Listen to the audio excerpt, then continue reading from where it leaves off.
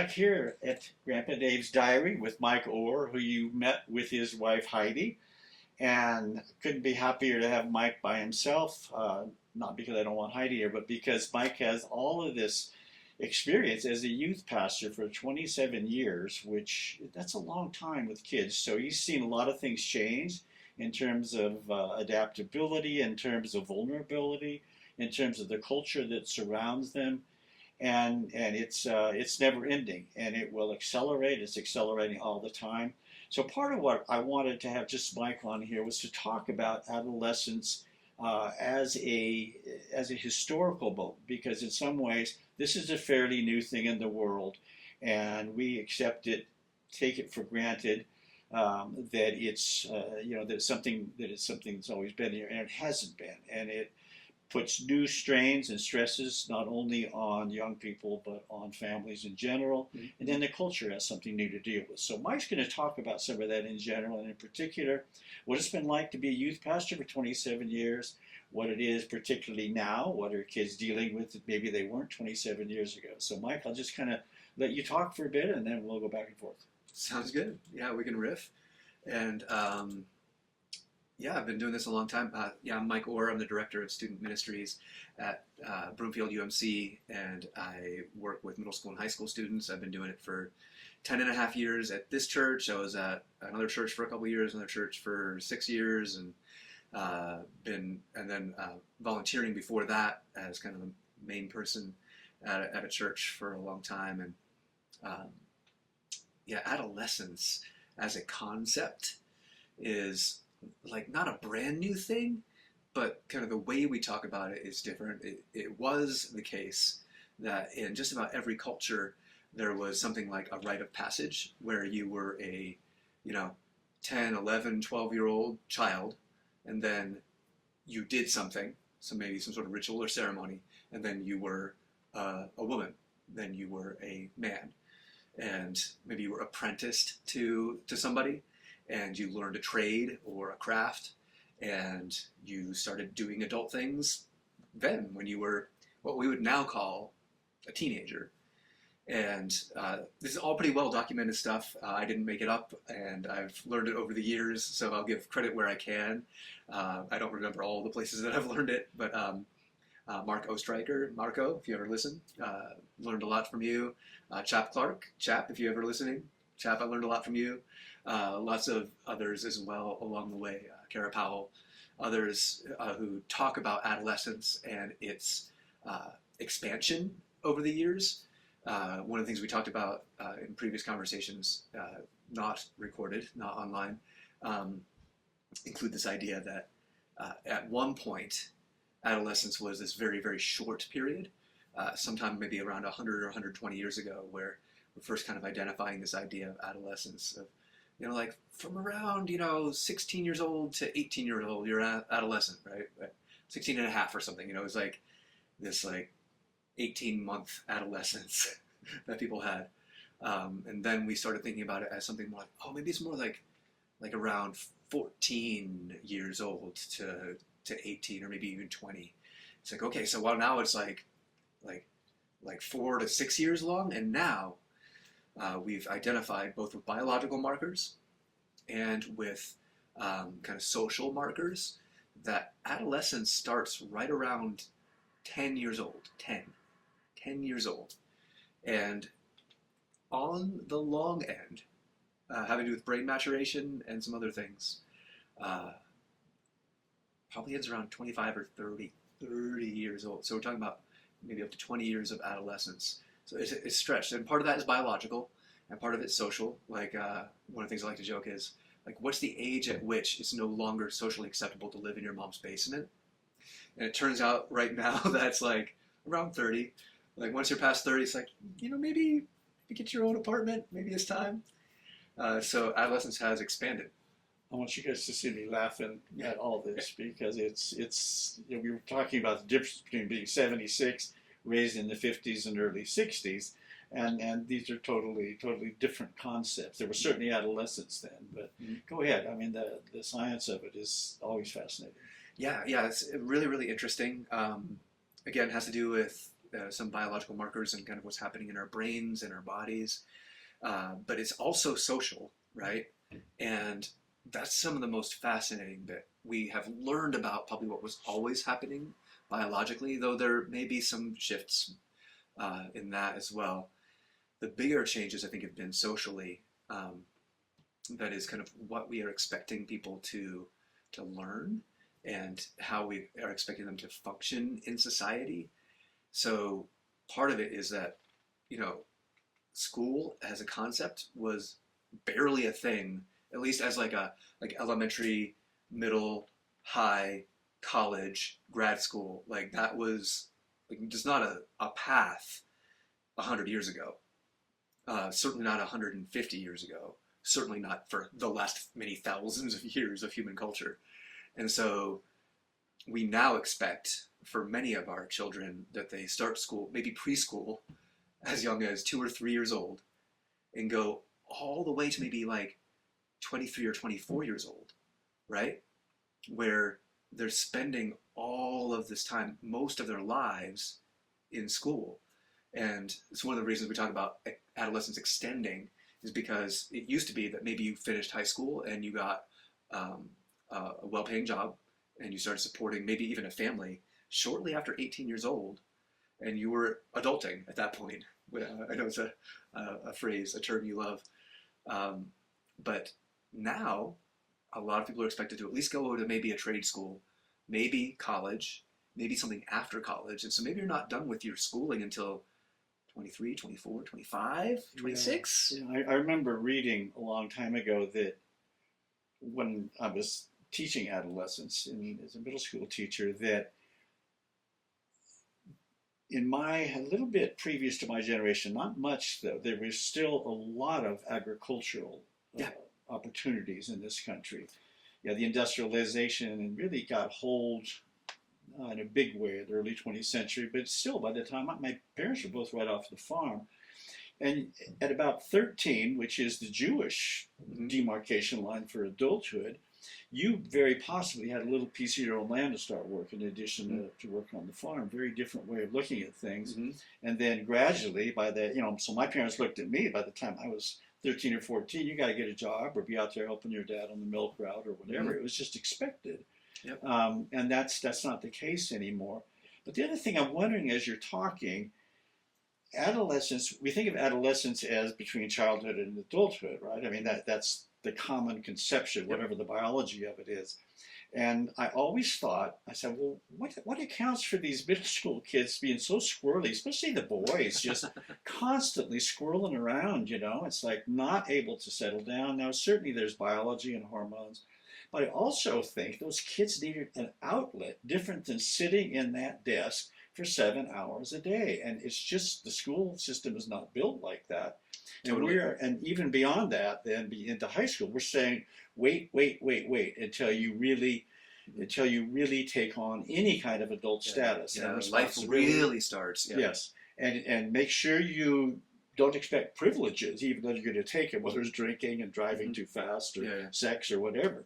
But boy, when I was growing up, you don't get those privileges until you're done with your education and on and on. And so those markers have changed so radically. But then as you're talking, I'm also thinking that in addition to all the other pressures of this crazy digital age, militarized age, everything else that kids are having to deal with, the whole issue of those markers is changing once again. Education is very, very different in terms of expectations and what you can hope to get from it. That's the big thing. Why would I go to college? Everybody coming out of college saying, well, either I got to get a higher level or just go get a low paying job because I'm not ready for anything. Is that part of what you're seeing too? As these kids come back and touch base after high school and stuff? Yeah, and I mean, some of the kids that I work with have ended up in the trades. Some of them have ended up with college degrees. Some of them are taking a little bit longer than maybe is traditional or might be kind of a fast track for finishing college. I think that's much more common than it used to be. And that's all, I think, connected to kind of some of these changes in markers and some of the ways that, I mean, you mentioned like trying to get middle school boys to sit still for a thing. Like, why would we try that? They're not supposed to at that age. I think they're not, like, and that's, I think, a huge thing, right? We think what's wrong with them rather than thinking, really, right, what's wrong with the system. Right. I asked a developmental expert one time. He was a discipline with love and logic guy. I asked him, I said, what's a reasonable thing to expect from teenage kids? He said, well, what could you give me some way that should look like? And he said, yeah, it should look like a bucket of live bait. and I thought, yeah, and that's what they act like, you know. It's like squirming and not paying attention, and it's hard to adjust within the education system we have now. It was really hard to adjust as a teacher. I felt like I tried, but then the system doesn't really want you to. It has the whole standardized testing thing came in, and I said, you come into any classroom of mine, you're not going to need a standardized set of kids. You know, and things don't work like that, but we want them to so badly because then we can control outcomes, and it's not humanity in the first place. But so, I think the system isn't really designed that way, and one of the ways that some researchers talk about it is systemic abandonment, which is a very harsh term. I think maybe isolation is another way to talk about it, and we've talked about isolation before, but in this case, what we're talking about is how young people, adolescents, are isolated from adults. That is to say that from the time they enter school to the time they graduate, they're mostly around their peers, and they don't really have kind of like front row access to the world of adults. We've kind of like pushed them to say like, well, no, like you go to this, you know, preschool and then school, elementary school, and then middle school, and then high school. Maybe in high school you get a job, but that job that you're at is probably with a bunch of other high schoolers, maybe some kids who are just out of high school. Probably even your manager is just a little bit older than you. And then college, like, you have actually pretty limited access to the world of adults. You don't have these examples of what it means to be an adult. And kids feel this, students feel this. They feel like adults don't have their backs. And we've talked about this a little bit, and I know it's one of the things you want to talk about, this idea of these social structures that have developed seemingly in response to this kind of isolation, in that if you ask almost any adolescent today and talk to their parents too, it's really, really fascinating, and it comes up every time, and they'll like nod along. They're like, oh my gosh, yeah, I never put words to it, but this is it. Ask them how many friends they have, like their real friends. They'll probably count off 5, 6, maybe 7 really close friends. And so they've got this group of 6 to 8 people that form this kind of cluster, this little pod of friends. And you can kind of picture this pod as something that's a little bit permeable, almost as like a dotted line kind of boundary. So they might be actually part of more than one group of friends, but they've probably got one that's like their main one. And for them, this group of friends is like everything. It's their everything. And it's one of the reasons that social structures overall in schools have changed, such that when you were growing up, definitely, also still when I was in high school, you had this kind of hierarchy of like, you had like the kind of outcast kids, or maybe the very poor kids, or maybe the very nerdiest kids at the very bottom of the social structure. And then you had maybe the better looking or the more athletic, the captain of the football team, the head cheerleader, maybe kind of right at the top. And so when you see older movies or whatever, it's like, oh yeah, this is the thing, right? And now kids don't even recognize that. Talking about my childhood in my high school. But really mine too, in lots of ways, such that, I mean, since I kind of grew up in the 80s and 90s, and even by the late 90s, this was still mostly the case. Certainly the schools I was in, I think it was changing on the coasts. I had moved away from the East Coast, and so I'd seen it start to shift on the East Coast. I was in the suburbs of New York City and moved to Arkansas, where things hadn't quite developed to that point yet. Mm-hmm. But by now everywhere in the United States and most of the developing world, or developed world, I'm sorry, adolescents would agree with this, I think. They say, yeah, I've got this relatively small group of friends, and they're essentially like my family. They act like a family group, such that one time I was at a football game. This is a few years ago, and I'd known about all this research, and I'd heard the whole thing about like family dynamic within these groups, and you can picture these kids almost like standing with their backs to each other, kind of like to try to not because they don't want to talk to each other, but because they're defending each other from the world that has abandoned them, the isolation they feel, and picture the Roman soldiers yeah, with their shields exactly facing out against the world. Exactly like that. You can totally, and if you see kids' friends groups, you can almost watch it happen. And so they only care about this group, right? They really, I mean, maybe they care a little about maybe some other people they know, but like if there is a captain of the football team, they probably don't even know who that is. It doesn't matter to them because that's not how their social group works. And so when I talk to kids and when I talk to parents and I mention this, they're like, oh yeah. And like if I threaten anything, like as a parent, that would take away their friends, it's apocalyptic. I'm like, yeah, because for them, this is survival, right? This is how I live. And without these friends, I maybe don't even know who I am. Let me ask you a question about that. One of the spiritual sides of thinking about all this is identity, of course. Mm-hmm. You know, it's like we talked about this with Heidi, if you can get a sense of your connection to the bigger picture, the divine picture, whatever, it provides a lot of security and a lot of depth and a lot of resource, I guess you'd say, or refuge is probably a better word, when the world, is all over you. So what we're really talking about is a new kind of identity for these kids. When I grew up, we're talking about, okay, you were a jock, but that's all out here. You were an intellectual or an academic, that's all out here. How well you take tests.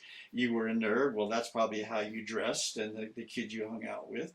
But really what we're talking about when we're talking about a family grouping of adolescents is much more an internal identity, isn't it?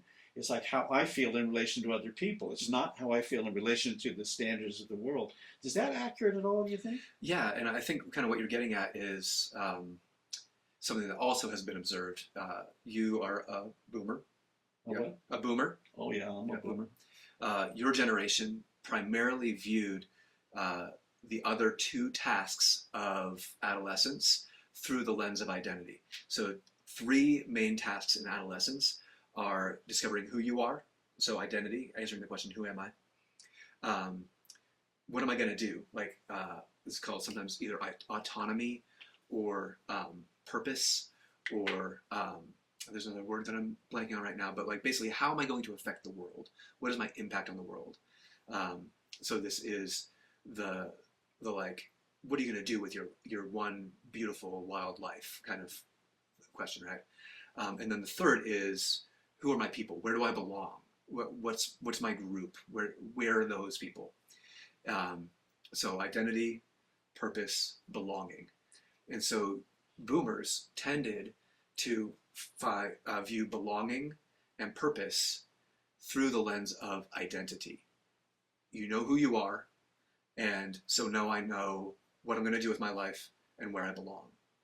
My generation, Gen X, kind of bleeding into the millennials, started with a lens of what am I going to do with my life? How am I going to change the world?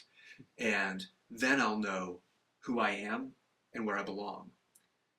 Almost every millennial, young millennial anyway, certainly Gen Z and Alpha, they start, and I think if you ask them, they'll say it. And if you're listening, you're going to be like, oh yeah, those other ideas are weird. But finding belonging first, and then you know who you are and what you're going to do with your life, that totally makes sense. So if you're listening and you're part of one of those it's a major change. It's a major change. How do you account that? That's the question I'd like to kind of finish up with here for several minutes is, what accounts for that change? I mean, because that's a radical shift.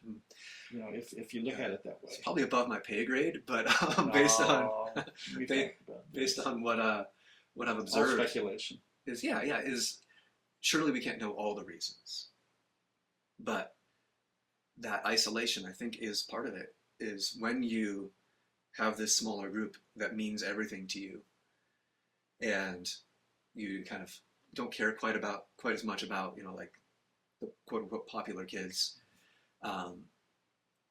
Then you start to that's like the main thing, right? Is belonging, and the moment that belonging is threatened, so are the other two, right? And so this is a big deal. That's true. It's kind of foundational to the rest. Yeah.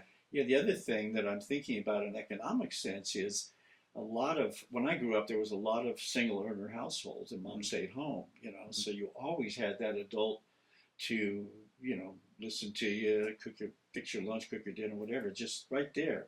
And now there's an awful lot of you almost have to have two wage earners to have a house or any kind of a life. So I suspect that feeds into exactly what you're talking about. Exactly. It's all part of that, what's been called isolation or systemic abandonment. That Sure. Kids don't grow up around adults nearly as much as they used to. Yeah. I'm not going to ask you about solutions because that's above both our pay grades. It's all too big a question right now. But Well, I mean, I can take one stab, and that is providing places of belonging that don't require that kind of Roman soldier kind of phalanx positioning. And I've seen it work, honestly, in the way that we create culture and environments where kids can feel safe and a sense of belonging and a deep connection to adults who care about them. And so part of the solution is providing adolescents with adults who care about them, who are trustworthy, and will have their best interest in mind. certainly, we talked when Heidi was with us about spirituality and what that can do for the whole picture. When you look at the church structure, partly this is one of my big questions that I'll be pursuing later on the podcast, is what's happening to the church in the Western, especially in the quote, developed world where there's more affluence. It's fallen apart, and people are leaving in the millions. Um, are there damaging church environments versus healthy church environments for young people? I mean, the first thing that comes to my mind is being able to ask questions. Mm-hmm. Being able to ask questions. Do you think that's a central point for having kids feel safe in that environment, in addition to having physical safety? Oh, 100%. Yeah. Yes. When I say safety, of course, I mean much more than just physical safety. Yeah. Obviously, physical safety. But yeah, safety to ask any question. We talk about no question being off limits. Literally no question. I mean, we're not talking about like asking me about private things about my relationship with my wife or anything like that, but we're talking about like no questions about spirituality is off limits. You can ask any question, even if it seems like somebody would like God would smite you with lightning because of a question like that. We're very, very careful to make sure that we have an environment where no question is off limits. So no topic is taboo in that way. So whether it's those questions or that everyone is not just welcome but wanted, no matter their political persuasion or sexuality, sexual identity, gender identity. All of those things are not just accepted but wanted. Like we want you to come as as a whole person. Sure. And that really dovetails perfectly with that, kind of giving some balm to that sense of isolation. It's like, it's because we can be with 100 people that say they're our friends and still feel isolated if we can't, if we don't feel comfortable letting that inside part out, which is who adolescents are, and that's what they're feeling all that time, that angst of those questions, trying to be answered. So there's somebody, was it Carrie Newhoff? At least maybe I learned it through that person. There's this phrase that every system is perfectly designed to create the outcomes that it's creating, right? So if you look at a thing and you say like, oh man, this is all falling apart. Well, that system was perfectly designed to give you that result. And so if you're frustrated with how, whether it's the kind of big C church or whatever, well, guess what? We've designed it that way. And so if you want to change something, you have to change something on a big level. Do we have ways to like fix it? I don't know, but I think some of the small ways are, yeah, that acceptance and that welcoming, not just welcoming in, but like, no, we want you here. We want you to be here. I think that's a really important distinction. I remember we were talking in our own church about acceptance of gender choices and gender realities and all that entails. And uh, I think I can't remember who said it. Maybe our pastor said, "You're not only welcome here, we want you here." And I'm saying, no, we need you here. Yeah. We need to Mm-hmm. to learn Yeah. how to Even test stronger. our own biases and how to get over them and how to meet Jesus. Or actually, I think it was Paul that said it in Galatians. And in Christ there is no Mm-hmm. this or that. There is Mm-hmm. no female or male.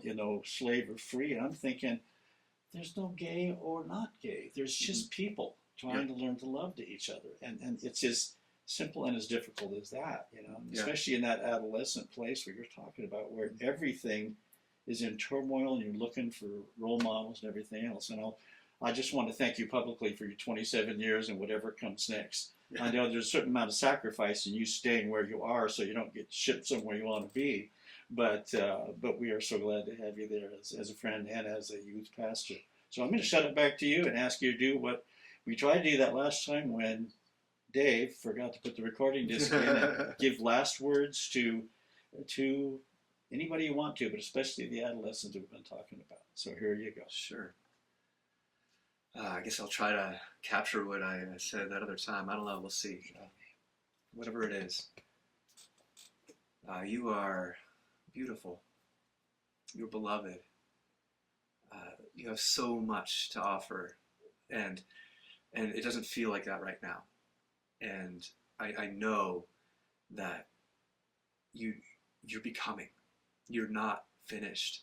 So be patient with yourself. Be gentle with yourself. There is so much. I'm in my 40s now, and approaching late 40s, and things are getting so good.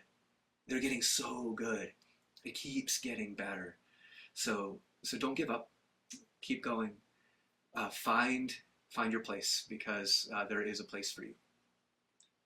Well, I can't get anywhere near that, so I'm going to just say goodbye and thanks so much for Mike and to Heidi, even though she's not here in person right now. It's been a wonderful afternoon. So, Mike, as always, it won't be the last time, but Yeah.